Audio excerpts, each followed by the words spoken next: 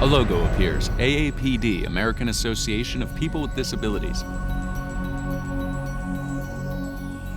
A title reads Don Du, 2010 Paul G. Hearne Award honoree.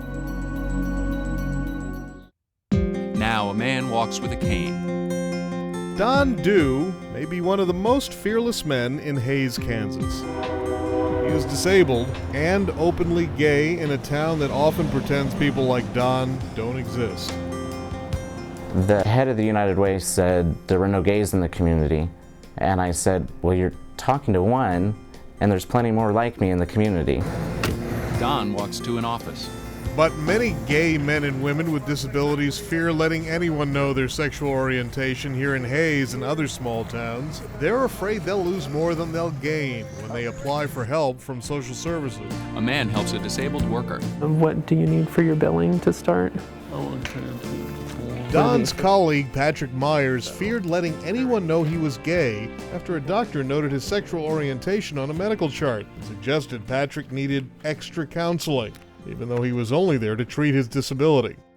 If you're gay and disabled, you don't know what to do. And I realized it's a lot worse than what I thought it was. I just dealt with, just having to hide in Kansas. It's like now I have to be scared of what a doctor may put in my chart. Don speaks to a small group.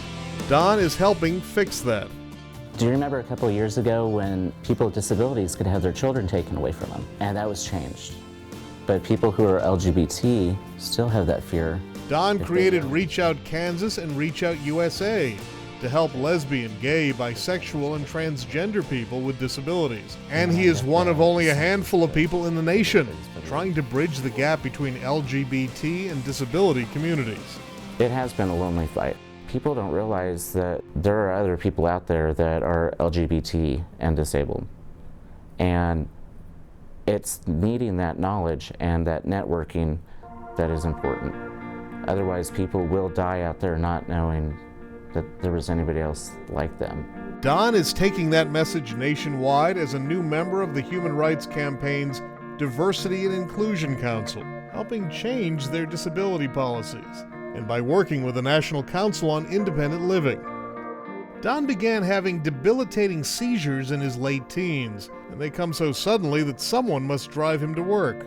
I do need to go to the grocery store. A driver with her own disability, grateful for Don's leadership. He's trying to change laws and guidelines and boundaries and open up an entire new way of looking at things for our society, and I think that is just so awesome.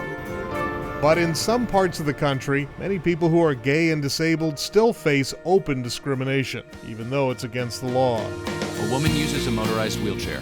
Folks like independent living manager Luann Kibbe says she faced the same discrimination when she fought for disability rights several decades ago. Don has experienced the same thing, trying to talk to people about the GLBT population. A lot of the realers, we don't have those people here. You do. Okay, they are here. Hi, Don. I'm so Don greets a woman. Don also helps run a domestic violence center in Hays, another hidden problem in his town. Don has reached out far beyond Kansas, from this National Equality March in Washington to convincing various organizations to recognize and end discrimination and make their groups accessible. On an American flag, stars form a wheelchair symbol. And letting everyone in the disability community know that there are many LGBT individuals with disabilities. One fearless pioneer taking his fight across the nation, making sure everyone has equal rights. If I would have thought I would be doing this, say, 5 years ago, I would have never thought it. But, why not? Why can't anybody else? It's not bravery, it's life, it's living, it's being who you are. A logo, AAPD, American Association of People with Disabilities. This program has been described by the Media Access Group at WGBH.